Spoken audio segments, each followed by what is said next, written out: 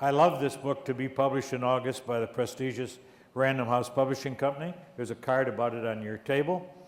I love this book not because it is about the many blessings I have received in my life, but more importantly, it sets the stage for both a crime peace plan and for a much-needed prison corps of people who will dedicate some portion of their lives to solving the critical problems that exist in our criminal justice system.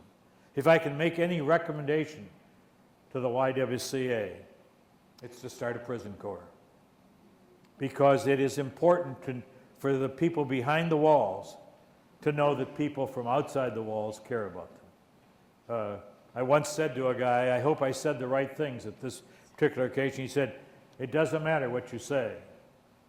The fact that you will come from outside the wall to inside the wall and be with us, it is your presence. So I especially love the title to this upcoming book, Camerado, I Give You My Hand. The title comes from the first line of that last stanza of Walt Whitman's epic poem, The Song of the Open Road. The stanza reads, Camerado, I give you my hand. I give you my love, more precious than money. I give you myself before preaching or law. The only two things I've ever done. I give you myself before preaching or law. Will you give me yourself? Will you come travel with me? Shall we stick by each other as long as we live?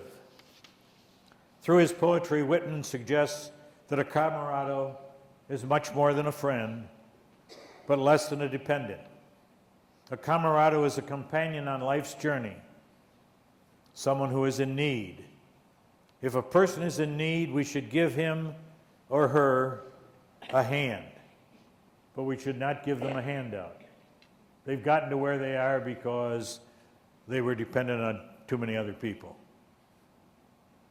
We should help a person on her or his journey, but only if that person will reach out and do something worthy of that help. Will it work? One final story. As you all know, as you already figured out, I'm a storyteller. And I'm going to tell you one final story. And this is about a guy named Gary, and a real name this time. Gary grew up in the wild 100s of Chicago, reputed to be the toughest and most dangerous neighborhood in the United States. In order to survive, Gary got involved with a gang. In fact, he held a leadership position in a gang.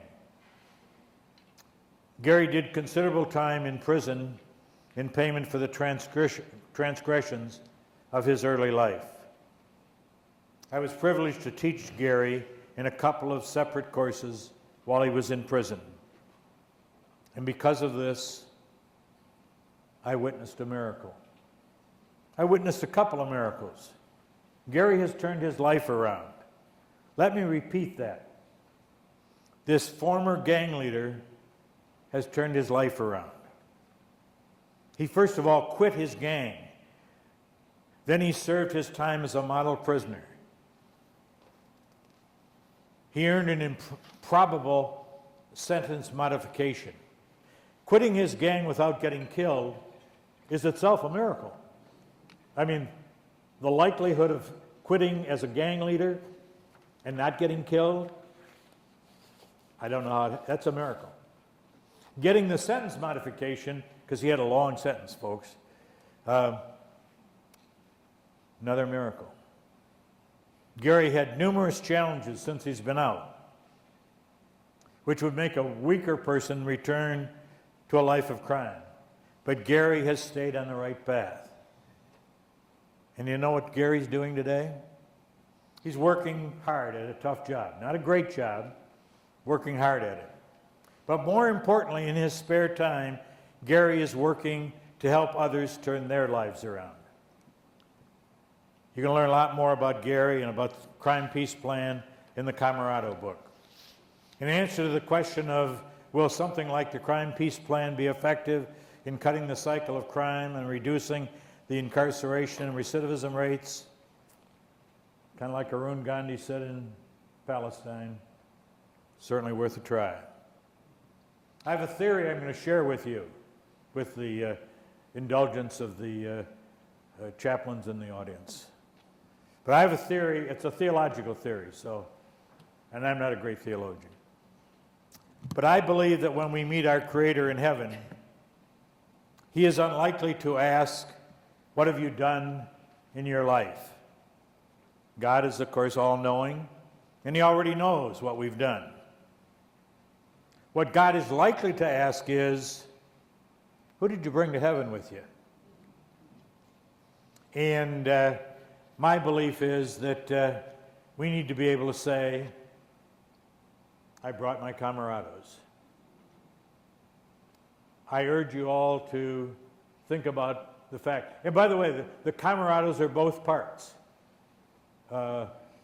Prisoners are my camerados.